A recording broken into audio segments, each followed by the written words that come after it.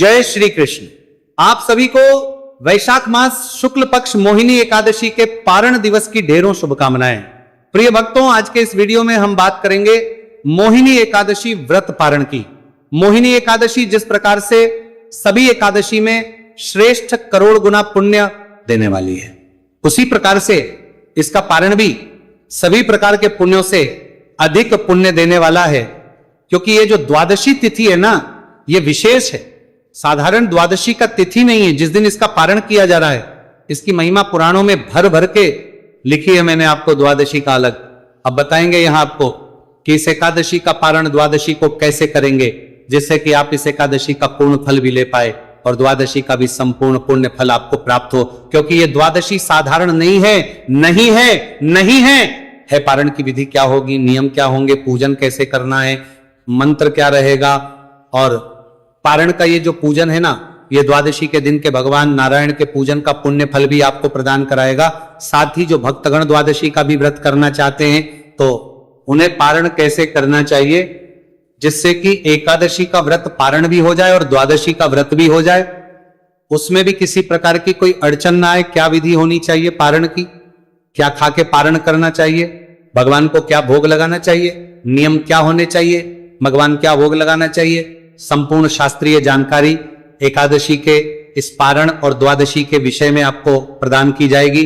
आपसे निवेदन है कि वीडियो यदि थोड़ा भी उपयोगी लगे एक बार लाइक अवश्य कर दीजिएगा और जितना हो सके शेयर कीजिएगा, क्योंकि आज के दिन इसकी आवश्यकता सभी को है। सभी जानना चाहते हैं कि इस एकादशी का पारण होगा कैसे और कैसे पारण के साथ वो द्वादशी के पुण्य का भी लाभ ले सकते हैं।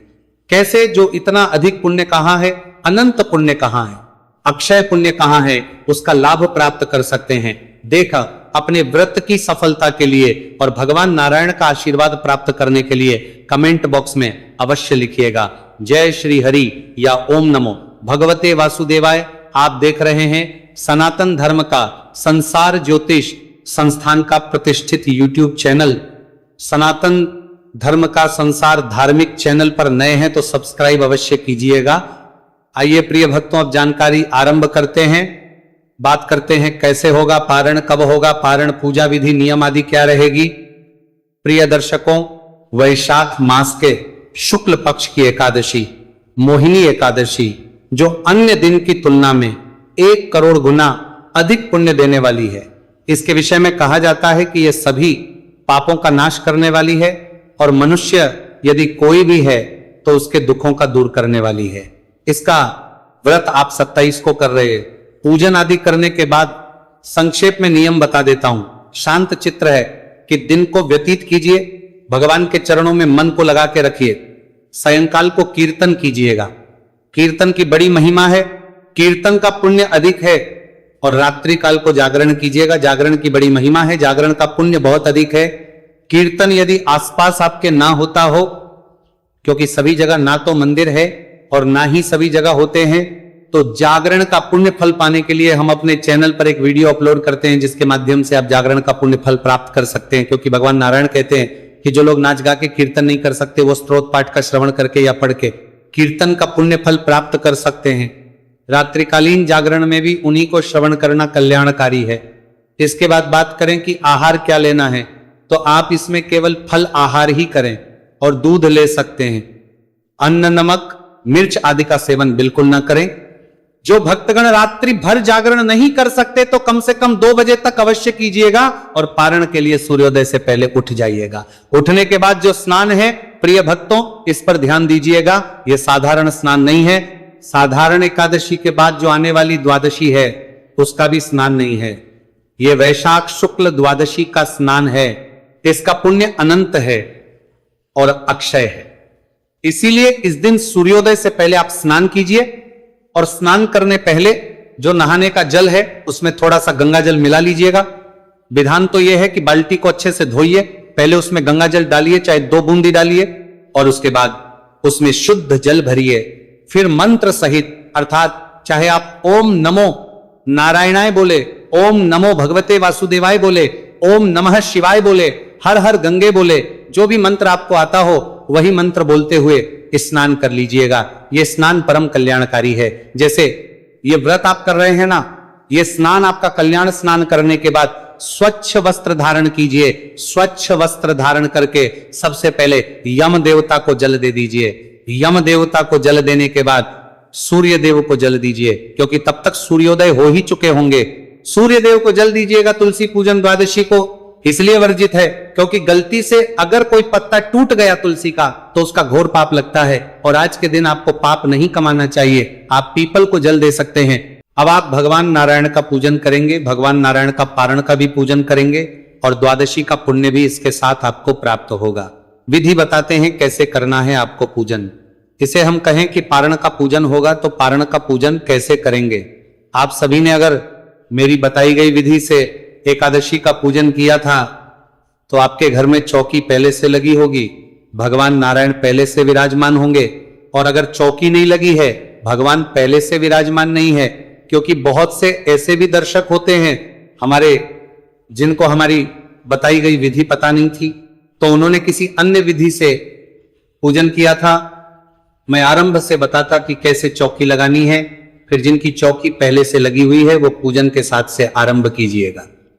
प्रिय भक्तों, सामग्री के रूप में सबसे पहले तो आपके पास भगवान नारायण का कोई चित्र या प्रतिमा होनी चाहिए।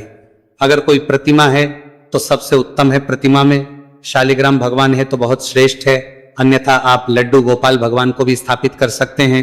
और अगर कोई और स्वरूप भगवान का आपके पास प्रतिमा के रूप में है तो वो ले सकते हैं। उनको स्थापित करने के लिए चौकी की आवश्यकता होगी। चौकी पर बिछाने के लिए पीला वस्त्र लीजिएगा। रोली, पान, सुपारी, लौंग, इलायची, धूप, दीप, इत्र, जनेऊ, पंचामृत बनाने के लिए कच्चा दूध, दही, घी, शक्कर और गंगाजल, शहद के दान की बड़ी महिमा है। आज शहद दान करेंगे, परंतु जो हम अभी यहां पंचामृत बनाएंगे उसमें शहद का प्रयोग नहीं किया जाएगा, क्योंकि द्वादशी पर यूं तो शहद वर्जित होता है, पर इस द्वादशी की महिमा कुछ अलग है। इस द्वादशी पर काले तिल और शहद का दान परम कल्याणकारी है। इसके बारे में आगे बताऊंगा। मैं पहले पूजन करता हूं, फिर मैं आज की बाकी जो जानकारियां हैं, पूर्ण जानकारियां हैं इस दिन की, जो शास्त्रों में भर भर के लिखी है, वो आपको बताऊंगा। तो ये सारी सामग्री आप एकत्र कीजिए। सारी सामग्री एकत्र करके जो भी आपके घर में पूजा स्थल है, जहां बैठ के आप पूजन करते हैं, वहां एकत्र करके बैठ जाइए आसन लगा के। एक लोटा लीजिएगा तांबे का, उसको अच्छे से मांज लीजिए। उसमें पहले थोड़ा गंगा जल भरिए, फिर शुद्ध जल भरिए, और फूल के माध्यम से जिस स्थान पर बैठकर पूजन कर रहे हैं वहां पर, और जो सामग्री है उसके ऊपर जल के छींटे दीजिए। इससे ये पवित्र हो जाएगा, सामग्री शुद्ध हो जाएगी। क्योंकि सामग्री आप तक आने से पहले बहुत सारे लोगों के हाथों से निकली होगी और ना जाने कौन किस अवस्था में था, इसीलिए इसका शुद्धिकरण बड़ा आवश्यक होता है। ओम अपवित्रः पवित्रो वा सर्वावस्थां गतोति वा, यह स्मरित पुंडरीकाक्षं स बाह्याभ्यंतरः शुचिः। इस प्रकार जल छींटे देके आपने स्थान को शुद्ध किया, सामग्री को पवित्र किया। अब आप चौकी लगाइए, पीला वस्त्र बिछाइए, भगवान को विराजमान कीजिए इसके ऊपर। उनके सामने घी का दिया रखिए। घी का दिया सीधे हाथ की ओर रहेगा, विपरीत दिशा में धूप रखिएगा। अगर तेल का दिया रख रहे हैं तो आप उल्टे हाथ की ओर रखेंगे। इस प्रकार से भगवान की आपने स्थापना की है। अब एक किसी और पात्र में, किसी कटोरी में ले लीजिए, या किसी दूसरे लोटे में थोड़ा सा गंगा जल युक्त जो जल लोटे में भरा है उसी में से इसमें डाल लीजिए। ये आपकी आचमनी के लिए प्रयोग होगा। चम्मच से अपने हाथ पे जल और हाथ धो लीजिए। हाथ धोने के बाद अब एक एक मंत्र पर 2-2 बूंद जल आपने पान करना है, पीना है। चम्मच से इस हाथ पे जल लीजिएगा, सीधे हाथ पे, और एक मंत्र पर पी जाइएगा। ऐसे 3 बार में आप 6 बूंद के आसपास जल पिएंगे। ये विधान बता रहा हूं मैं। जो लोग निर्जला एकादशी व्रत करते हैं ना, उसके अनुसार, क्योंकि निर्जला एकादशी में जलपान नहीं कर सकते, जल पी नहीं सकते, पर जो आचमनी करते हैं यह आवश्यक प्रक्रिया है, और इसमें 6 मासा जल पी सकते हैं। ऐसा शास्त्रीय विधान है, इसमें कोई दोष नहीं है। तो जल लीजिएगा, पी जाइएगा। ओम माधवाय नम, जल लीजिए, पी जाइए। ओम केशवाय नमः, जल लीजिए, पी जाइए। ओम नारायणाय नमः, जल लीजिए, पी जाइए। ओम ऋषिकेशाय नमो नमः, बायां हाथ पे जल लीजिए और हाथ धो लीजिए। अपने आप को तिलक कीजिए, मौली बांधिए, पारिवारिक जन बैठकर पूजन कर रहे हैं तो उन्हें भी तिलक कीजिए, मौली बांधिए। अब आप दीप प्रज्वलन कीजिए। जिन्होंने कल चौकी लगा ली थी वो भी अपनी चौकी पर कल की जो वस्तुएं आपने अर्पित की होंगी, भोग, प्रसाद, आदि पत्र, पुष्प, उनको साफ सफाई कीजिए। नया दीपक लगाइए। हम दीप प्रज्वलन करेंगे और दीप प्रज्वलन करते हुए पूजन को आगे बढ़ाएंगे। शुभम करोति कल्याणम आरोग्यम धन संपदा शत्रु बुद्धि विनाशाय दीप ज्योति नमो चस्तुते। दीपो ज्योति परम ब्रह्म दीपो ज्योतिर्जनार्दन दीपो हर्तु में पापन संध्या दीप नमो वस्तुते। धूप और दीप को प्रज्वलित कीजिए। अब आप संकल्प करेंगे। ये मैं उस विधान से भी बता रहा हूं। साथ के साथ जो द्वादशी को भगवान नारायण के पूजन का लाभ लेना चाहते हैं, जिन्होंने एकादशी किया है, उनका संकल्प तो कल ही जा रहा है, ही हो चुका है, तो आज उनको संकल्प करने की आवश्यकता नहीं। परंतु जिन्होंने कल संकल्प नहीं किया था, एकादशी का व्रत किया है, तो वो इसका संकल्प करेंगे। और जो दर्शक केवल द्वादशी के दिन भगवान नारायण के पूजन की जो महिमा है ना, उसका लाभ लेना चाहते हैं, तो वो भी संकल्प करेंगे। संकल्प के लिए जल लीजिए, हाथ पे पुष्प लीजिए, दक्षिणा के रूप में जो भी रखना चाहें वो रख सकते हैं। 3 बार बोलिए ओम श्री विष्णु, ओम श्री विष्णु, ओम श्री विष्णु।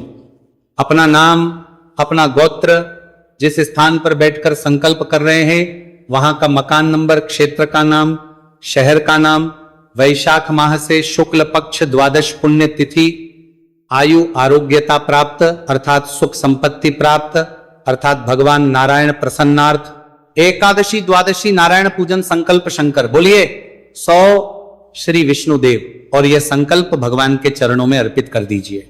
अब आप भगवान का पूजन आरंभ करेंगे। भगवान के सामने एक पात्र रख दीजिए, कटोरी आदि रख दीजिए, जिसमें पूजा की सामग्री आप अर्पित करेंगे। ये जो लोग तस्वीर पर पूजन कर रहे हैं ना, वो लोग कटोरी आदि रख दीजिए। तस्वीर को स्नान आदि तो आप करा नहीं सकते, तो जला दी सब उसमें अर्पित करेंगे। जिनके पास प्रतिमा है, शालिग्राम भगवान है, तो आप किसी पात्र में उनको विराजमान कीजिए जिसमें कि हम स्नान कराएं तो जल इधर उधर ना फैले। सबसे पहले भगवान को पाद्य अर्घ्य आजमन ही अर्पित किया जाता है। एक एक चम्मच जैसे जैसे मंत्र में मैं बोलता जाऊं वैसे वैसे अर्पित कीजिएगा। ओम नारायणाय नमः, शिवाय नमः, गोविंदाय नमो नमः। एकादशी द्वादशी उपलक्ष्य श्री नारायण पूजन अंतर्गत भगवान नारायण तो पद प्रक्षालन के लिए जल अर्पित कीजिए। 1 चम्मच जल भगवान के पैरों पर अर्पित कीजिए।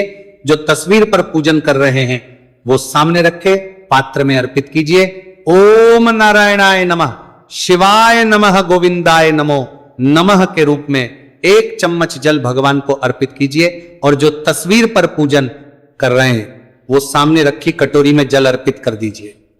अब भगवान को आचमनी कराएंगे। आचमनी के रूप में 1 चम्मच जल भगवान के सामने रखे पात्र में अर्पित कीजिए। आचमनी कराने के बाद आप भगवान को स्नान कराएंगे। स्नान पे जो लोग तस्वीर पर पूजन कर रहे हैं वो मन में भाव रखिएगा कि आप खूब सारे जल से भगवान को नहला रहे हैं और सामने रखे पात्र में 1 चम्मच जल अर्पित कीजिएगा। जो प्रतिमा का पूजन कर रहे हैं, जिनके पास शालिग्राम भगवान है, वो शंख है तो शंख में जल भर लीजिए, उसमें पुष्प है तो पुष्प डाल दीजिए और उससे भगवान को स्नान कीजिएगा। ओम नमो नारायणाय, इस प्रकार से मुंह से नारायण बोलते रहिएगा। ओम नमो नारायणाय, ओम नमो नारायणाय, ये बोलते हुए स्नान कराइए। खूब सारे जल से शंख में भर के ये स्नान बड़ा कल्याणकारी है भगवान का। इस जल को आप चरणों तक के रूप में अलग से निकाल के रख सकते हैं। आप इसका पान कर सकते हैं। बाद में ये परम पुण्यदायी है। और इसके बाद आप पंचामृत से स्नान कराएंगे। जो लोग तस्वीर पर पूजन कर रहे हैं तो पंचामृत को पुष्प पर लगा लीजिए। और जो प्रतिमा पर पूजन कर रहे हैं तो पंचामृत से अभिषेक कराइए, भगवान को नहलाइए अच्छे से। पंचामृत शहद प्रयोग नहीं करना है, पंचामृत समर्पित कीजिए। भगवान को पंचामृत से नहलाइए और पंचामृत से नहलाने के बाद आप शुद्ध देव तक स्नान कराएंगे। शुद्ध देवता का स्नान शुद्ध जल से स्नान होगा। अगर आपके पास सफेद चंदन है तो वो उसमें डाल लीजिएगा, अन्यथा कोई बात नहीं। गंगा जल युक्त जो जल है उसी से आप भगवान को स्नान कराएं। और जो तस्वीर कर रहे हैं वो सामने रखे पात्र में 1 चम्मच जल अर्पित कर दीजिए। भाव रखिए कि खूब सारे जल से आप भगवान को स्नान करा रहे हैं। शुद्ध जल समर्पित कीजिए। भगवान को शुद्ध तक स्नान कराने के बाद अब भगवान को वहां बेता से उठाइए उस पात्र से और अपने आसन पर विराजमान कीजिए। अब भगवान को सबसे पहले वस्त्र अर्पित करेंगे। जिनके पास पीले रंग का कोई वस्त्र है जो ला सकते हैं भगवान नारायण के लिए, तो पीले रंग का वस्त्र आज भगवान को अर्पित कर सकते हैं, क्योंकि द्वादशी की बड़ी महिमा है। और जो एकादशी का पूजन कर रहे हैं या द्वादशी वाले भी जो पीला वस्त्र नहीं ला सकते, मौली का एक टुकड़ा तोड़िएगा और भगवान को वस्त्र के रूप में अर्पित कीजिएगा। जनेऊ लेनी है, जनेऊ रोली, कुमकुम आदि से तिलक कर लीजिएगा। सफेद जनेऊ नहीं चढ़ाते हैं, पहले तिलक कीजिएगा फिर चढ़ाइएगा। ओम यज्जो पवित्रम परमम पवित्रम प्रजापतेर यत् सहजम पुरस्तात् आयुष्यमग्रेयम अप्रतिमूय च शुभ्रम यज्जो पवित्रम बलमस्तु तेजः जनेऊ अर्पित कीजिएगा। अब आप इत्र लीजिए, इत्र को फूल पे लगा लीजिए और भगवान को अर्पित कीजिएगा। तिलक कीजिए। तिलक कैसे करेंगे? रोली से तिलक कीजिएगा, प्रेम से तिलक कीजिए। भगवान को तिलक करने के बाद पुष्प अर्पित करेंगे। माला है तो माला पहनाइएगा, माला पहनाइए, पुष्प अर्पित कीजिए। पुष्प अर्पित करने के बाद धूपन आघ्रापयामी दीपो ज्योति परम ब्रह्म दीपो ज्योतिर्जनार्दन दीपो हर्तु में पापम संध्या दीप नमोस्तुते धूप दीप दिखाएंगे धूप। दिखाइए भगवान को, आप दीप दिखाएंगे, दीप दिखाइए भगवान को, धूप दीप दिखा के भगवान को नैवेद्य अर्पित करेंगे। ओम प्राणाय स्वाहा, ओम अपानाय स्वाहा, ओम व्यानाय स्वाहा, ओम उदानाय स्वाहा, ओम समानाय स्वाहा, ओम ब्रह्मणे स्वाहा। नैवेद्य के रूप में प्रभु को भोग प्रसाद में आप फल चढ़ा सकते हैं, मिश्री चढ़ा सकते हैं, रंग की कोई अगर आपके पास मिठाई है, बेसन के लड्डू है, वो अर्पित कीजिए, या बताशा अर्पित कर सकते हैं, मिश्री अर्पित कर सकते हैं, जो भी आपके पास है वो अर्पित कीजिए। नैवेद्य के बाद 1 चम्मच जल भगवान को अर्पित कीजिए। ओम नारायणाय नमः, शिवाय नमः, गोविंदाय नमो नमः आचमनी कराइए। प्रभु को प्रेम से कराने के बाद तांबुल अर्पित कीजिएगा। तांबुल पान का पत्ता लीजिए, उस पर 2 लौंग, 2 इलायची, 1 सुपारी रखिए और भगवान को अर्पित कीजिए। ओम नारायणाय नमः, शिवाय नमः, गोविंदाय नमः। शुभ दक्षिणा, जो भी दक्षिणा आप चढ़ाना चाहते हैं भगवान को वह दक्षिणा चढ़ाइए और हाथ जोड़ के नमस्कार कीजिए। इस प्रकार से यह पूजन किया है, यह द्वादशी के पुण्य को देने वाला भी है और पारण के पुण्य को देने वाला भी है। यह पूजन करने के बाद अब आप जो तुलसी माता की कथा है उसका श्रवण कर सकते हैं, वो पारण पर सुनी जाती है। तदुपरांत भगवान की आरती कीजिए। आरती करने के बाद आपने जो भोग प्रसाद यदि कुछ बनाया है, भोग प्रसाद में जैसे आज के दिन आपने मीठे चावल बनाए हों, उसके साथ दही रख दीजिए, उसका प्रसाद भगवान को लगाइए। पीले चावल का भोग लगा सकते हैं। भगवान को आप पीले चावल अर्थात नमकीन बनाते हैं, आप चावल उसका भोग लगा सकते हैं। सात्विक आहार कोई भी आप बनाएं और उसका भोग लगाएं। आज का जो दिन है ना, ये भगवान को भी और यमदेवता के नाम का भी, पितरों के नाम का भी चावल और दही का दान बड़ा कल्याणकारी है। तो भगवान को चावल और दही का भोग लगाएंगे तो उत्तम रहेगा। थाली भगवान के सामने रखिए, हम मंत्र पढ़ते हैं, पर्दा कर दीजिए, ताली बजाइए, पर्दा हटा दीजिए, जलाशमिंदी कराइए भगवान को, जल लीजिए, थाली के चारों तरफ घुमाइए और छोड़ दीजिए। सर झुका के थाली वहां से उठा लीजिए, बाकी प्रसाद में मिला दीजिए। इस प्रसाद को जब आप व्रत खोलेंगे तो सबसे पहले अन्न इसी में से खाएंगे। जो लोग द्वादशी का व्रत कर रहे हैं वो आज अन्न खाएंगे नहीं, उनके लिए आगे मैं विधान बता रहा हूं। अब आप हाथों में पुष्प ले लीजिए, पुष्प लेके खड़े हो जाइए, जैसे मैं बोलता हूं वैसे निवेदन कीजिए। आवाहन परमेश्वर, हे प्रभु, ना हम आपका आवाहन जानते हैं, ना पूजन जानते हैं, ना विसर्जन जानते हैं, हम तो अज्ञानी जीव हैं। जैसी बन पड़ी है वैसी सेवा आपके श्री चरणों की है। भगवान, इसमें जाने अनजाने में हमसे कोई गलती, कोई त्रुटि, कोई भूल हो गई हो तो उसे क्षमा कीजिएगा। आप दया सिंधु है, हम आपके बालक नादान हैं। भगवान, हमने ये जो एकादशी का व्रत किया और आज द्वादशी को पारण का हमने पूजन किया, इसमें हमसे कोई गलती, कोई त्रुटि हुई हो और हम द्वादशी का पुण्य प्राप्त करने के लिए आपका जो ये पूजन कर रहे हैं, इसमें हमसे कोई गलती या त्रुटि कोई हो गई हो तो उसे क्षमा कीजिएगा और दया का आशीर्वाद प्रदान कीजिएगा। आपको अर्पित करने के लिए हमारे पास कुछ नहीं है, तन मन धन सब आप ही का है। हमारे पास केवल क्या है? परमेश्वर भगवान, ये पत्र पुष्प की भेंट है, इसे आप स्वीकार करें और दया का आशीर्वाद प्रदान करें। वह पुष्प चरणों में अर्पित कर दीजिए। हाथ जोड़ के नमस्कार कीजिए। माताएं बहनें हाथ जोड़कर सर झुका के नमस्कार करें। पुरुष जन जो हैं दंडवत प्रणाम करें, खड़े खड़े परिक्रमा कर लीजिए। यानी इस प्रकार से आपने ये पूजन पूर्ण किया है। ये पूजन करने के बाद अब आपको ब्राह्मण को दान दक्षिणा देनी चाहिए। सबसे पहले तो अगर आपके लिए संभव है तो किसी ब्राह्मण को घर पे बुलाइए, भोजन आदि कराइए, दान दक्षिणा आदि दे के विदा कीजिए। आप चाहें तो आसपास जहां मंदिर हो, जहां कोई ब्राह्मण योग्य ब्राह्मण रहते हो, उनको आप सीधा भी निकाल के दे सकते हैं। सूखा, थोड़ा सा आटा, थोड़ी सी चावल, चीनी आदि वो भी दान कर सकते हैं। पर आज आपको करना अवश्य चाहिए ये दान, उसके बाद ही आपको पारण करना चाहिए। अब आप आसन लगा के बैठ जाइए। ओम नमो भगवते वासुदेवाय, ओम नमो भगवते वासुदेवाय 5 बार ये मंत्र बोलिए। प्रभु से निवेदन कीजिए कि प्रभु मैं अपनी एकादशी का यह व्रत का पारण इस जल के द्वारा ही कर रही हूं या कर रहा हूं, क्योंकि आज मुझे द्वादशी का व्रत भी करना है, तो आप मेरे इस पारण को स्वीकार करें और वह जल पी लीजिए। यह आपका पारण जाएगा। इसके साथ आप तुलसी दाल ले सकते हैं, तुलसी का पत्ता ले सकते हैं। और जो लोग आज एकादशी के बाद द्वादशी का व्रत नहीं कर रहे हैं, तो आप पारण इस प्रकार जल के साथ भी कर सकते हैं। और उसके बाद जब आप अन्न खाना चाहें तो जो प्रसाद आपने भोग लगाया है उसी से आप अपने व्रत को खोल सकते हैं। अब बात आती है कि द्वादशी का विशेष क्या है।